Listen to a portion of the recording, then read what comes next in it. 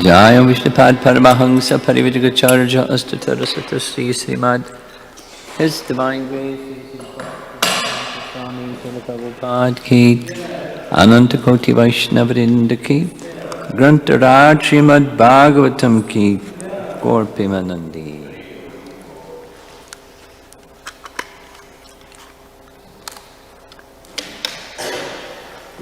Om Namo Bhagavate Vasudevaya.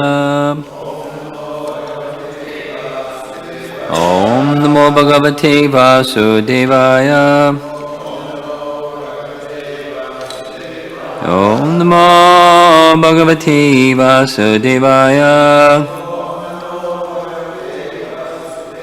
Shri Devaki Uvacha.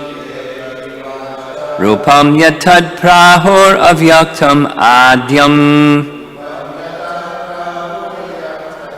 Brahma Jyotir Nirgunam Nirvikaram Satamatram Nirvishesham Niritam Satvam Sakshad Vishnur Adhyatma Deepaha Rupam yatat prahur avyaktam adyam Brahma Jyotir Nirgunam Nirvikaram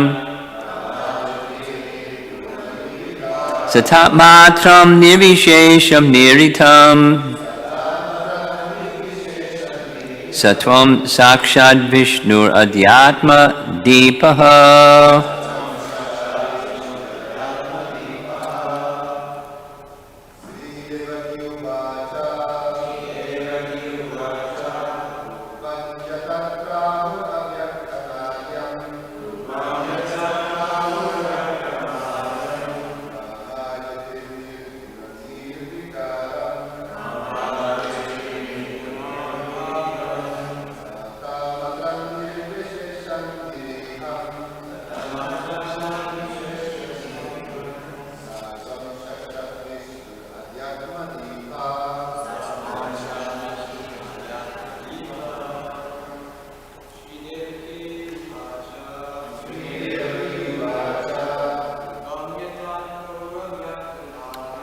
Rupam yatat prahur avyaktam adyam Brahma Jyotir Nirgunam Nirvikaram Satamatram Nirvishesham Niritam Satvam Sakshad Vishnur Adhyatma Deepaha. Shri Devaki Uvacha.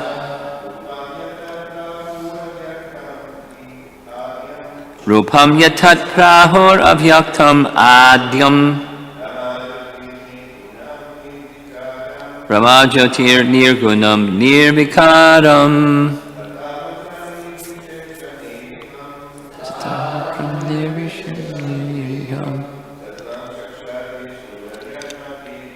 Satvam Sakshad Vishnur Adhyatma Deepaha. Shri Devaki Uvacha. Rupam yatat prahur avyaktam adyam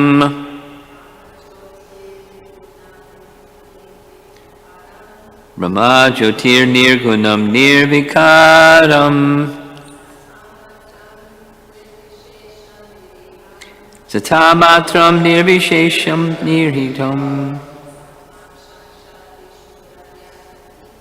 Satvam Sakshad Vishnur Adhyatma Deepaha. Shri Devaki Uvacha. Shri Devaki said, Rupam, form or substance, yat tat, because you are the same substance. Prahu, you are sometimes called. Avyaktam, not perceivable by the material senses. Adyam, you are the original cause. Brahma, you are known as Brahman. Jyotihi, light. Nirgunam, without material qualities. Nirvikaram, without change. The same form of Vishnu perpetually.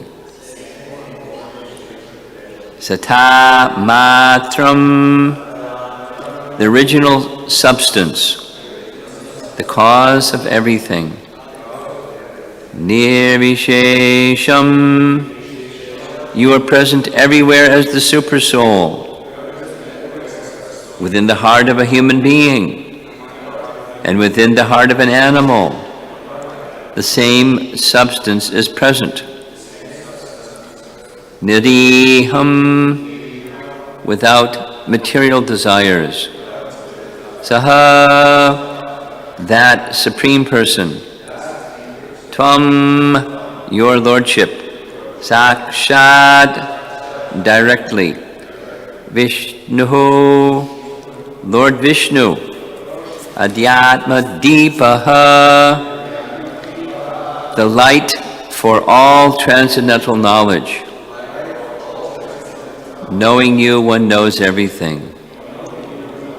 Translation, Sri Devaki said, my dear Lord, there are different Vedas, some of which describe you as unperceivable through words and the mind, yet you are the origin of the entire cosmic manifestation. You are Brahman, the greatest of everything, full of effulgence, like the sun.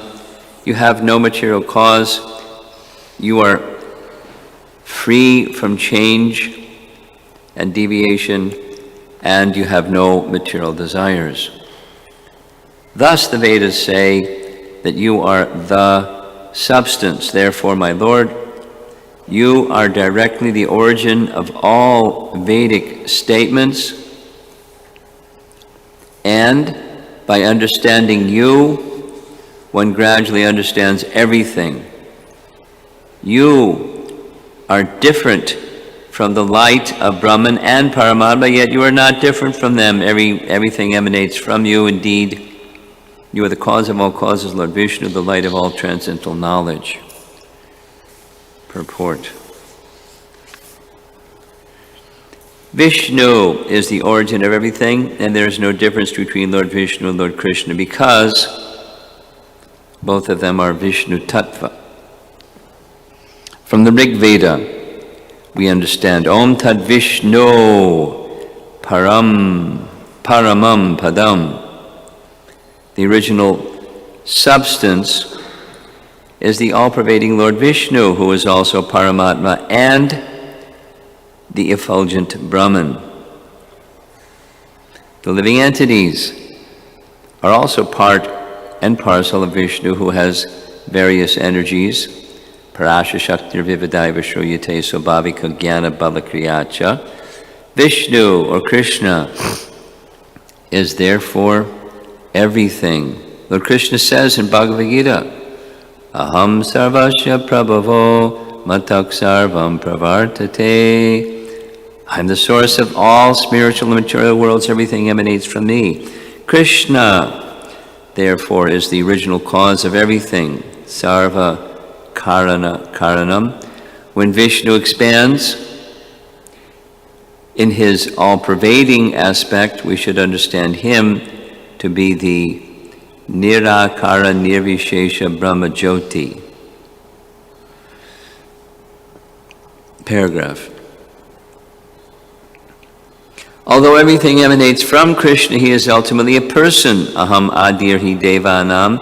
He is the origin of Brahma, Vishnu, and Maheshwara, and from them many other demigods are manifested. Krishna therefore says in Bhagavad Gita 14:27, Brahmano hi pratishtaham. Translation, Brahman rests on me. The Lord also says, Ye pyanya devata bhakta yajante shadayanvita tepi mam eva kaunteya yajantya vidhi purvakam. Translation, whatever a man may sacrifice to other gods, O son of Kunti, is really meant for me alone, but it is offered without true understanding. There are many persons who worship different demigods, considering all of them to be separate gods, which in fact they are not. The fact is that every demigod and every living entity is part and parcel of Krishna. Mame Vangsa Jiva Loke Jiva Bhuta. The demigods are also in the category of living entities. They are not separate gods, but men whose knowledge is immature and contaminated by the modes of material nature worship various demigods according to their intelligence. Therefore they are rebuked in Bhagavad Gita. Kamaistaistar hrityajnana prapadyante anyadevata. Because they are unintelligent and not very advanced and have not properly considered the truth, they take to the worship of various demigods or speculate according to various philosophies such as Mayavad philosophy. Paragraph. Krishna, Vishnu, is the actual origin of everything as stated in the Vedas. Yasya bhasha sarvam idam vibhati. I looked that up. It's whose light supports the entire universe. Bhasha. Yasya bhasha, whose light. Sarvam idam vibhati. Whose light supports the entire universe. The absolute truth is described later in Srimad Bhagavatam 10:28-15 as Satyam Jnanam Anantam Yad Brahma Jyoti Sanatanam. The Brahma Jyoti is Sanatana. Looks like they made some mistake in the diacritics. Sanatanam sounds like it should be Sanatana. Can somebody make note of that and write to Dravida? Yes? Oh, okay. This is an old printing then, okay.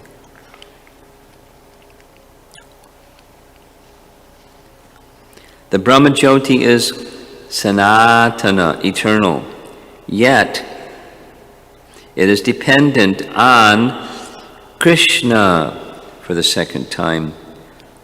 Brahmanohi Pratishtaham. On the same page above. The Brahma Samhita states that the Lord is all-pervading. Andantarasta paramanu chayantarastam. He is within this universe, and he is within the atom as Paramatma. Yasya prabha prabhavato jagadanda kotim kotishvasheshu vasadadi vibhoti bhinnam. Brahman is also not independent of him. Therefore, whatever a philosopher may describe is ultimately Krishna or Vishnu. Parentheses, Sarvam Kalvidam Brahma, Param Brahma, Param Dhamma, Pavitram, Paramam Bhavan.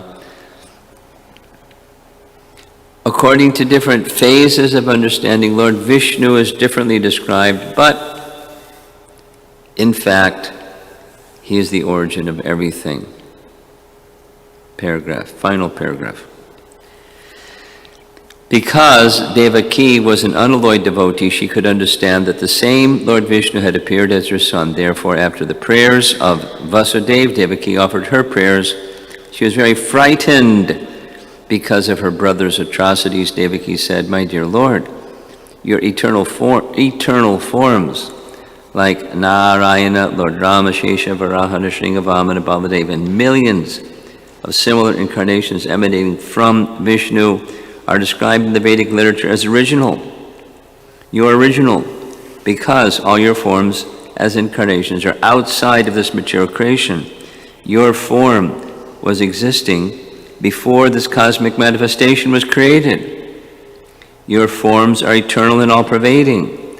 They are self-effulgent, changeless, and uncontaminated by the material qualities. Such eternal forms are ever cognizant and full of bliss. They are situated in transcendental goodness and are always engaged in different pastimes. You are not limited to a particular form only. All such transcendental eternal forms are self-sufficient. I can understand that you are the Supreme Lord, Vishnu. We may conclude, therefore, that Lord Vishnu is everything, although he is also different from everything. This is the Achintya Bheda Abheda Tattva philosophy.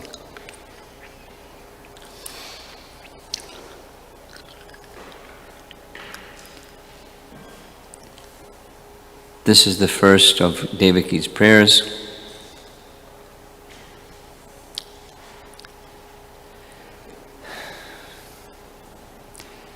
Pretty scholarly lady.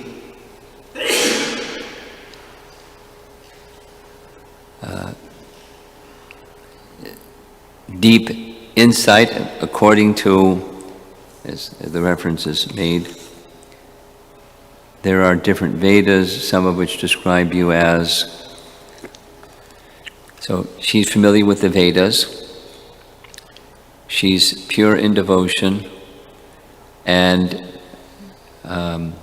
she has no ignorance.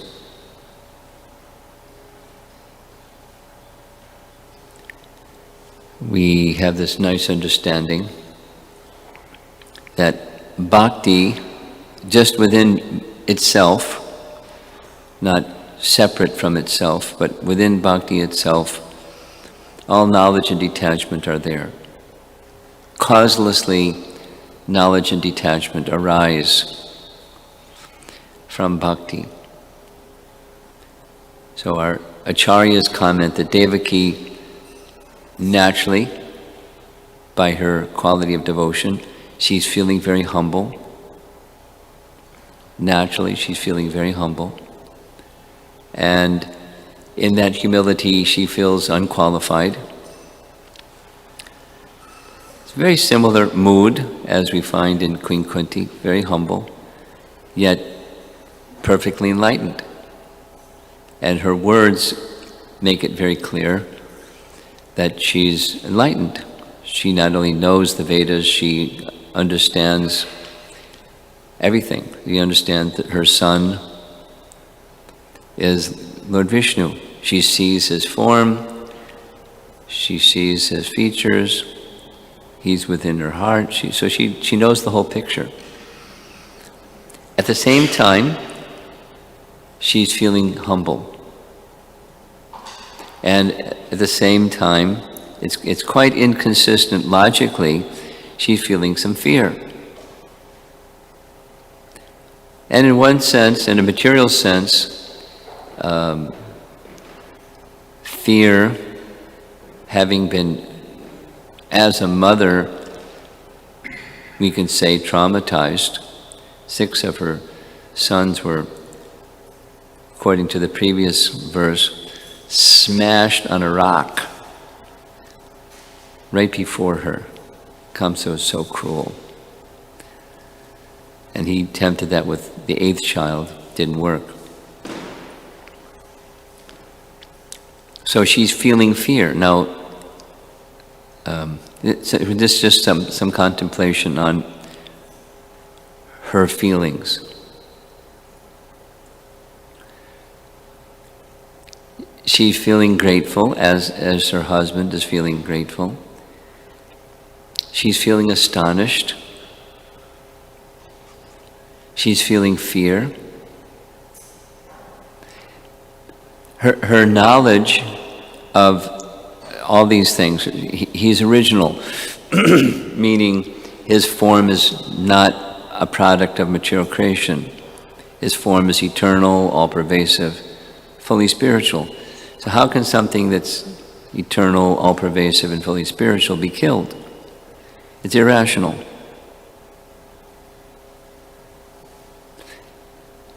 Yet it's a feeling. It's her maternal affection. It's this, we discussed yesterday, a secondary rasa of astonishment. And it's quite okay, more than quite okay. It's a symptom of her ecstasy. It's not the bewilderment like we may feel due to attachment on the material platform.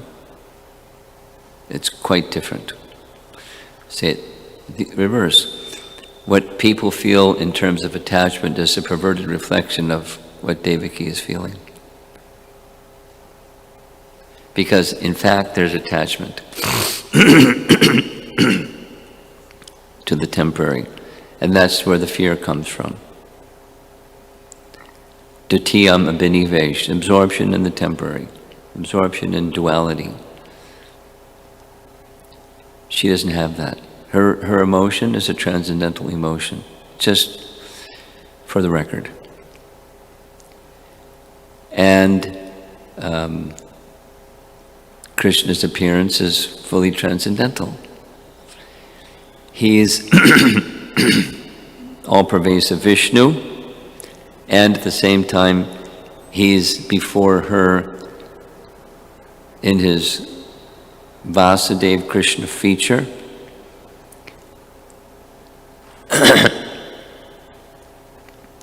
And he's reciprocating with her love for him and Vasudeva's love for him. And it's all part of pastime which is going to continue. His exchanges are simultaneously doing different things, but in the highest sense reciprocating with the particular kind of love of his devotee. That's Krishna.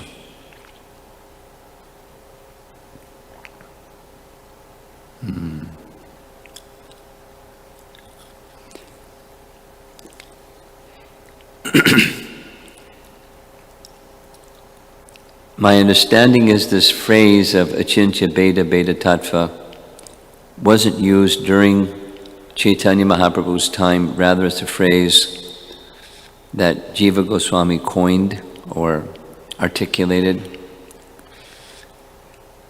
But it's not different than the message of the Bhagavatam. It's not different than the message of Mahaprabhu, which is not different than the message of the Bhagavatam.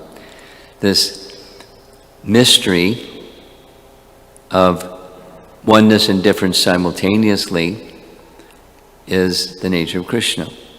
And that includes everything. Say it negatively. There's nothing outside of Krishna. Everything has this oneness and difference relationship with Krishna. So that means Vishnu, Brahmajyoti, the living entities, material creation, spiritual creation, everything. Negatively. There isn't anything that exists that doesn't have this simultaneous oneness and difference relationship. It has everything to do with the source of all things, which Prabhupada is using here as substance. It's very similar to how he begins Canto 1, Chapter 1, speaking of substance. The absolute truth is substantial, and the reflection of the transcendental realm is insubstantial. There's no substance. There's material energy, and there's living entities, and there's the supersoul. But the feature of this building, or the street outside, or any one of us, or our families, or it's insubstantial. Prakriti is eternal, but the form that Prakriti takes and that we identify with and try to be happy and enjoying our activities with, it's insubstantial.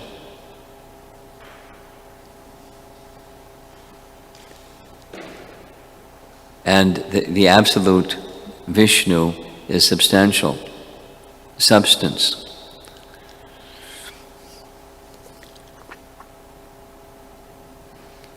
So she recognizes him in that way. I was reading this morning commentary, this last term that's in the verse, Adhyatma Deepaha, Prabhupada's words for word is the light for all transcendental knowledge. Sanatana Goswami says that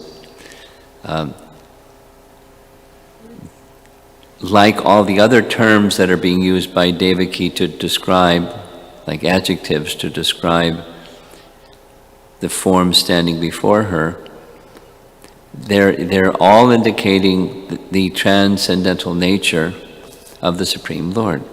So he is a light that doesn't come on and go off. The luminousness, the luminosity of the Supreme Lord is him.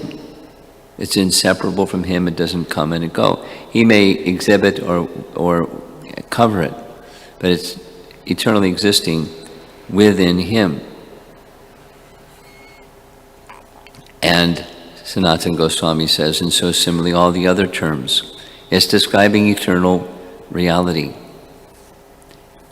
She's very exalted. She understands eternal reality. And she's seeing eternal reality. And she knows what she's seeing.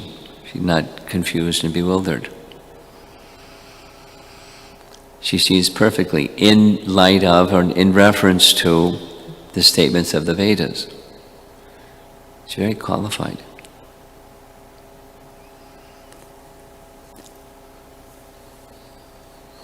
And I just find it fascinating, so I'll say it one more time. Understanding all of this, there should be no bewilderment. There should be no confusion. There should be no fear. There should be no, what we know in the material world. We're very familiar with. Something surprising happens and we don't have to think about it, just the parasympathetic nervous system kicks and then. But she's not on that. Her emotion is different. That's the real emotion connected to the Supreme Lord. And she has that relationship with him. And so she's feeling these feelings. All in relation to the Supreme Lord, and those feelings are enhancing and strengthening her relationship.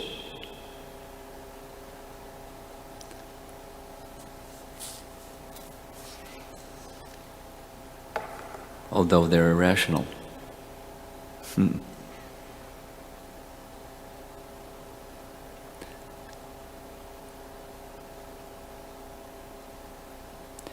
We're getting a picture of transcendence in the Bhagavatam. Life and transcendence.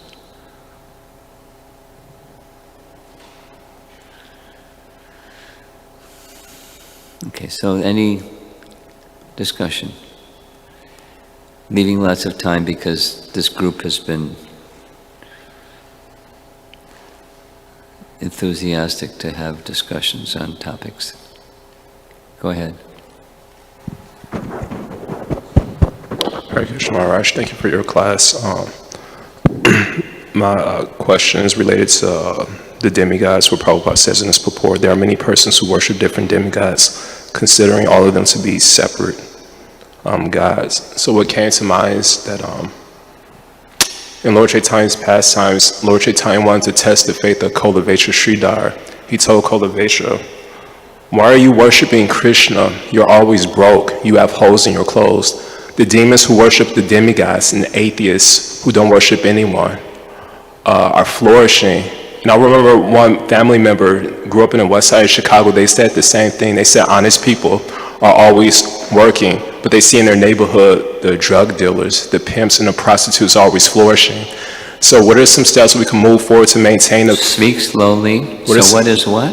What are some steps we can move forward to... Speak slowly. I can't follow you. I'm sorry. What are some steps we can do to maintain a faith like Srila Prabhupada? Because he wasn't seeing any results, substantial external results, until he was 70. And usually when we don't see results immediately, we think maybe Krishna's not in control. Let me suck up to somebody else in the material world. Let me worship the demigods. So what are some steps we could do to maintain our faith in Krishna all the time? Narayana Pada Savrina Kutashana, that verse, all the time, and it's very difficult. So that's my question. Did you get it? How can we improve our faith such that it's not dependent on an external evaluation? Srila Prabhupada struggled for 40 years. So one may think that, oh well, he wasn't getting Krishna's mercy. Krishna's mercy means success, prosperity. How do we redirect the conception of success in devotional life via our faith? Did you get it? Did you get it?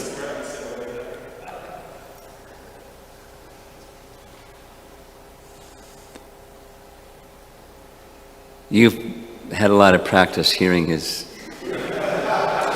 manner of speech. Thank you. Thank you.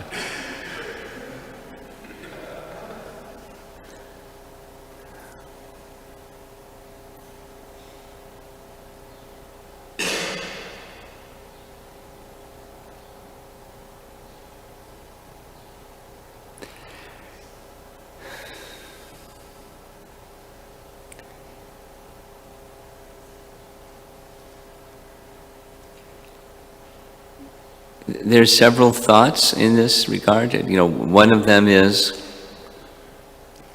we're living in this middle planetary region,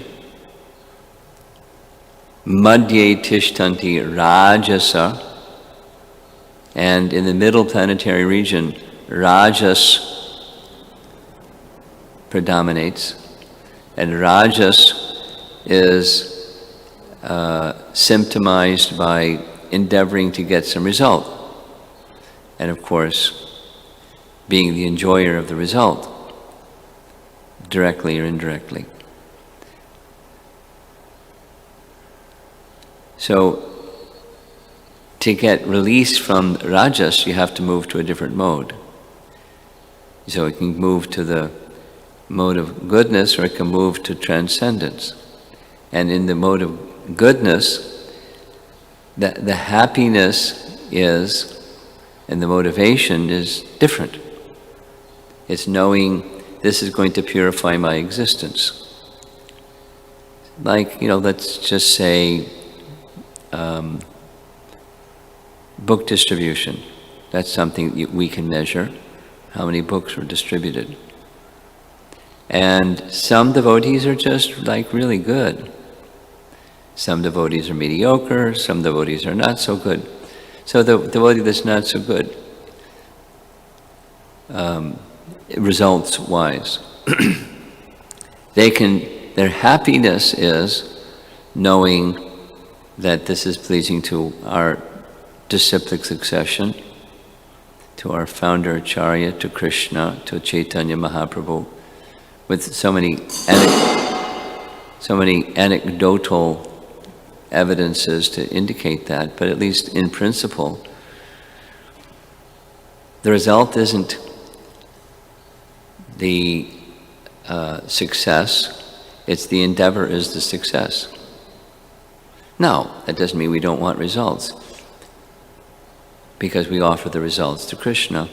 We want nice results, but the attachment is not in the result, the attachment is the offering to Krishna, whatever the result is.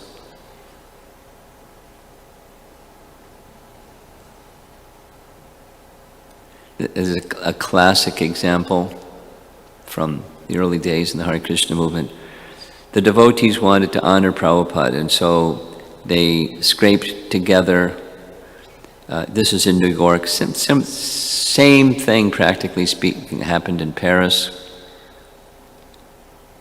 The devotees got some funds and got a place and advertised like anything, and less than a handful of people showed up. They felt really bad. And they afterwards expressed their sadness to Prabhupada, their regret. And Prabhupada was very pleased because of the endeavor. Harivilas told this story.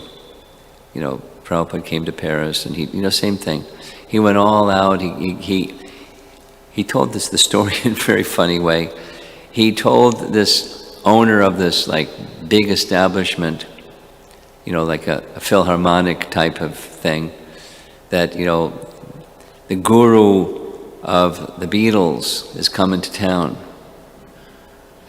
And we want to have a special da-da-da-da-da-da, and can you make a special arrangement for, bring fame and notoriety to your facility here?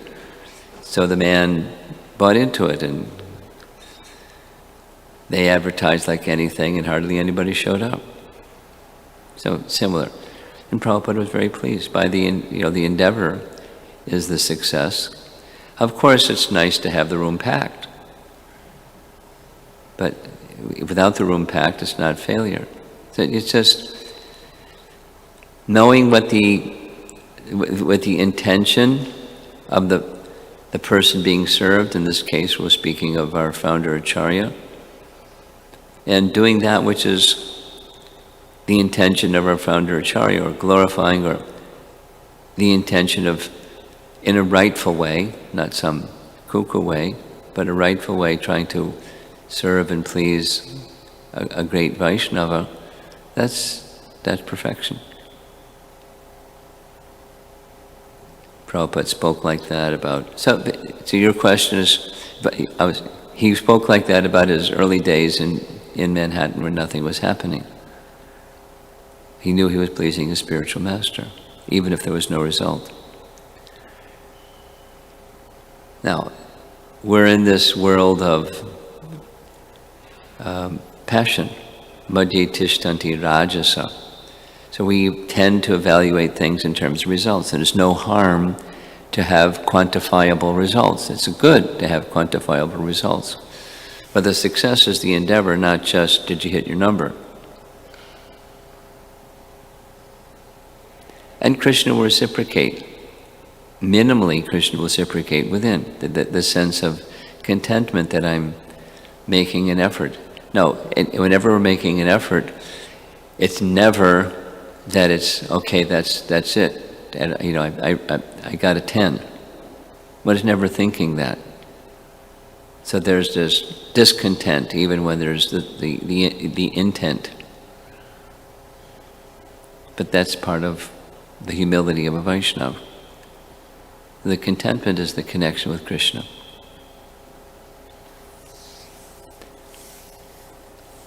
The endeavor to connect with and please Krishna and our disciplic succession. And if one doesn't get that, then the default position is, I'm going to feel results-oriented only. Yeah.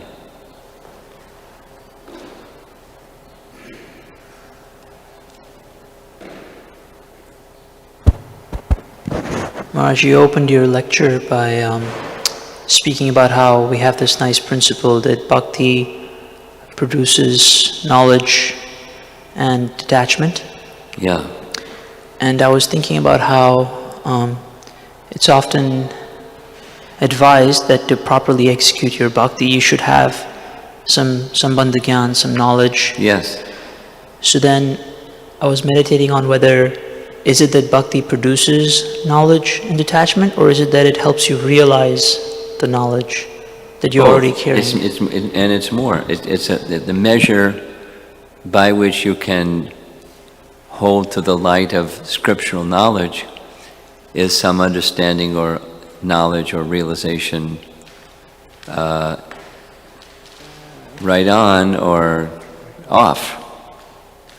It's the standard by which we measure everything.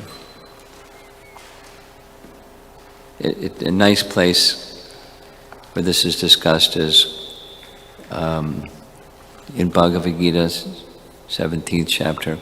Prabhupada says, in spiritual circles, that's the way he taught us too. As soon as one speaks, immediately one makes scriptural reference, because then it's authorized. That the knowledge is authorized within the Vedas. Then, of course, there's different Vedas, and people have different understandings of different Vedas. But, as our acharyas have given us the Vedas, then that's the frame of reference. So that's an additional point. It helps and it guides our progress.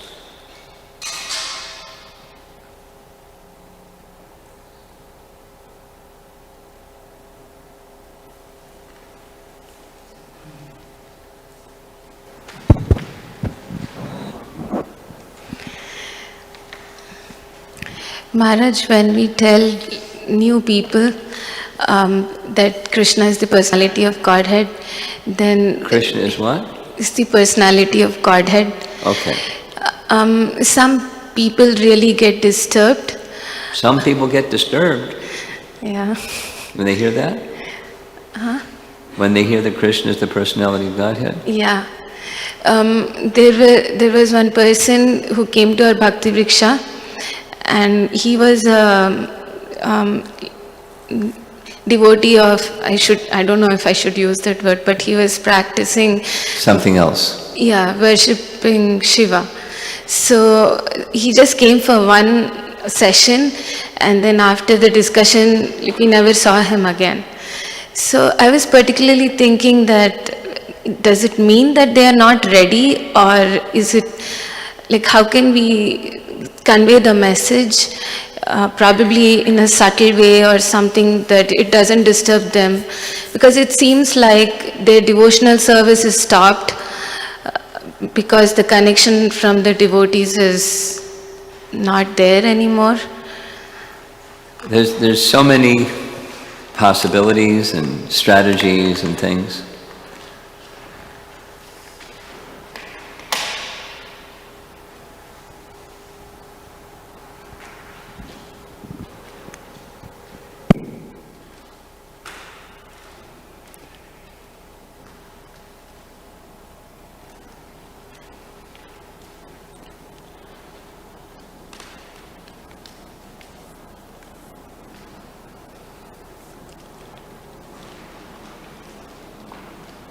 If your question is, let's say it differently, why people may turn away is something that needs to be looked at a case-by-case basis. It's not like one answer is there for everybody.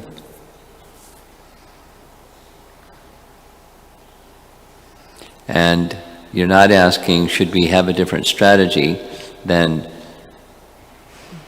expressing Krishna as the Supreme Personality of Godhead, because that may turn people away. But that wasn't your question, but,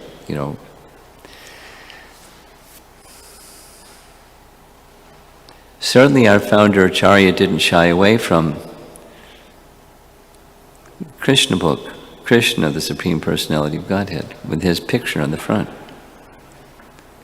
And, millions and millions, literally millions and millions. And we didn't conceal, and later Krishna comes out of a box.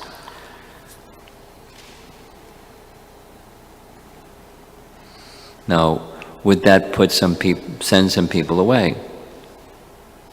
This fellow, probably. Because of upbringing and faith, probably. No, our founder Acharya chose to be very direct. And there are times and circumstances where we don't, by intent. it comes after some time, etc., etc. So there's different strategies. So who can say different factors? Maybe that person at a later point in time will just show up with a different disposition because he got the direct sunlight and now he's back again. Who can say?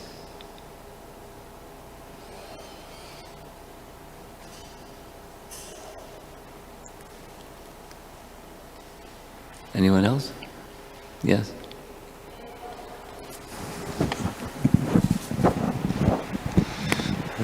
I'm appreciating this detailed explanation of God, of the Supreme. It's no other place in any scriptures is so explicit and detailed. It's like in Christian That's theology, they speak about God as a person, but the explicitness of how like this all-pervading aspect simultaneously as a person is like it's within their understanding to some extent, but it's like it's very like far off from their like contemplation usually. So I'm just appreciating that, and I'm also wondering like how we're supposed to digest this, because it's inconceivable. So we try to contemplate it. How to conceive the inconceivable? That's your question. Yeah, it's like understand it.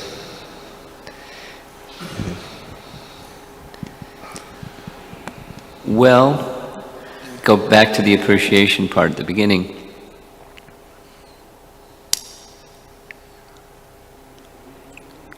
Krishna has yet to perform his various pastimes.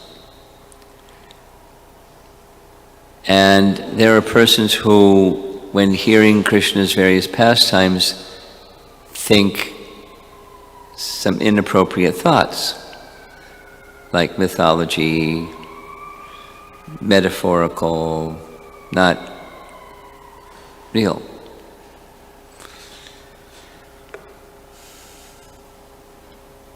So these prayers are, some appreciation from my side is, these prayers are helping us to not make that mistake. Still one can make that mistake because of attachments to material conceptions of things, including conceptions of, the Supreme or whatever language people are comfortable with.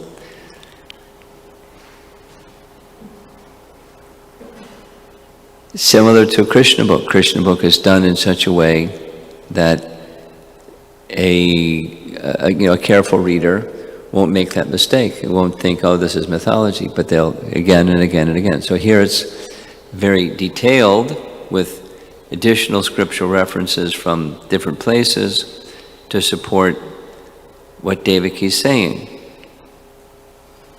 She says different Vedas describe, and then she doesn't give all the references, and Prabhupada is assisting us, and the commentary of the Acharyas give far more references from this Upanishad and that place, the other place. So her statements are authoritative, and is preparing the reader to hear Krishna's pastimes and not have a mundane conception of what they're hearing.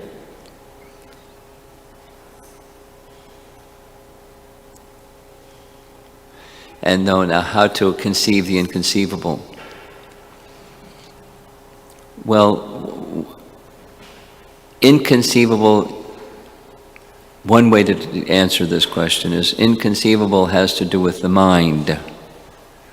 And the mind doesn't have enough elasticity that it can encompass transcendence. It doesn't go there. So it's not through the mind. Inconceivable means that's not the faculty to understand or get your arms around that which is inconceivable. because it's inconceivable. Rather, the process of understanding the inconceivable is through this descending knowledge and hearing with submission, so that consciousness becomes lifted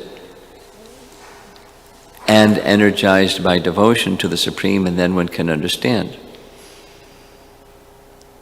It's a different approach, not the mind trying to conceive approach.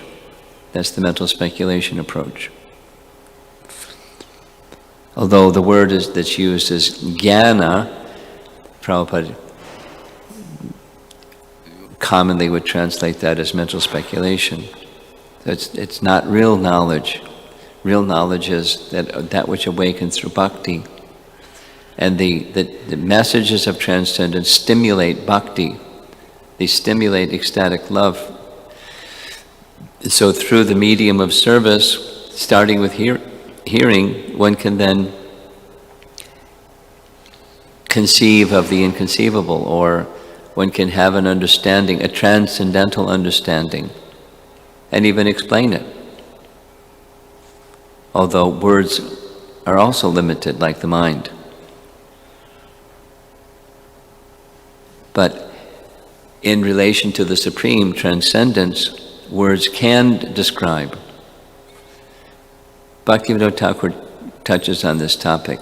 Words by nature are limited, and so to use words to describe the unlimited is limiting.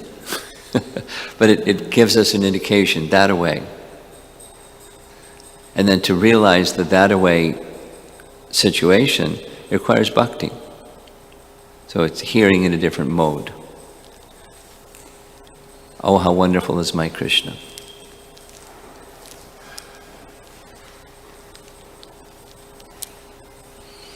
Yes.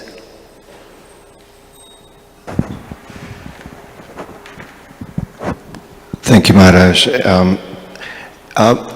In respect to the answer to Giridhari's... in respect to? Giridhari's answer you just gave him, is that related with when the translation here says that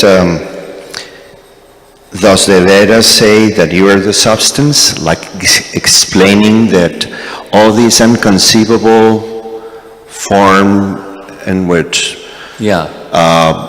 Krishna appears, that is kind of inconceivable. He is indeed conceivable? Knowable. Or knowable? Knowable. Or Prabhupada uses that language. He's inconceivable but knowable. Because here it says, thus the Vedas say that you are the substance. You're free from change and deviation, and you have no material desires. Thus the Vedas say that you are the substance. Is it related? Same? Yeah, but language is important. Yeah. And I made reference to Canto 1, Chapter 1, I think it's verse 1. Prabhupada uses the word substance, and that's, transcendence, or sat, or chit in the sense of the spiritual potency. So the Bhagavatam reveals substance. Material, he uses the word category. Substance and category, or reality and reflection of reality. It's similar to this Plato idea of the realm of absolutes. You familiar? Chair, the whole chair metaphor. So by inference, it's just by logic, there must be a realm of transcendence where there's chairs.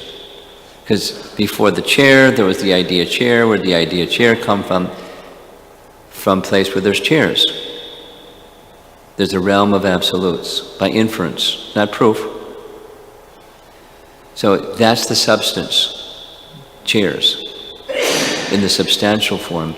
And here's the category, substance and category, chair. So that's my understanding of how Prabhupada is using this word substance here as well. Reality with a capital R. And Vishnu is that in all of his forms of substance. He's not limited to, he can only have one form. That's another, mind-blowing, inconceivable, beyond the concept of the mind, of having one entity, one being having multiple forms. And it's not only okay or cool, it's just reality. That's substance. Eternally existing, not coming into being and then kind of fizzling out after some time. Eternally existing, unlimited, one entity. Inconceivable potencies, unlimited and inconceivable potencies. That's the supreme, and that's substance. As opposed to category, when it doesn't work in the category realm. You can have different kinds of chairs. Here's one and there's one. And there's the bench, another kind of chair, something to sit on. Then there's substance. Because the chair that I'm sitting on before was something else. And after some time it's going to be something else. It's not going to be a chair. So category. Then there's this, so substance, the spiritual reality of things, of existence. Enough philosophy for the morning. Krunanidhi, you going to make it easy or difficult?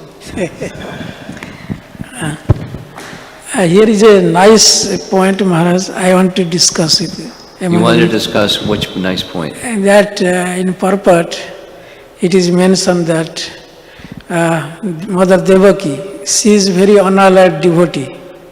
And you often quote in a very nice verse, Bhayam Dutya Abhi Nivasata Sat.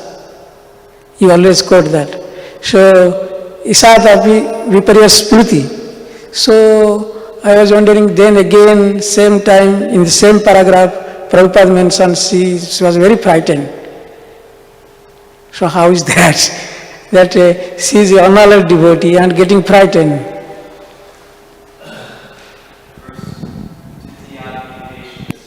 Yeah. Yeah. Yeah. Devaki is feeling the fear. But that's different. We did that one already. Her feeling is not material. Her feeling is transcendental attachment to Krishna. It's not this one. It's that one. Srila Prabhupada ki. You want to?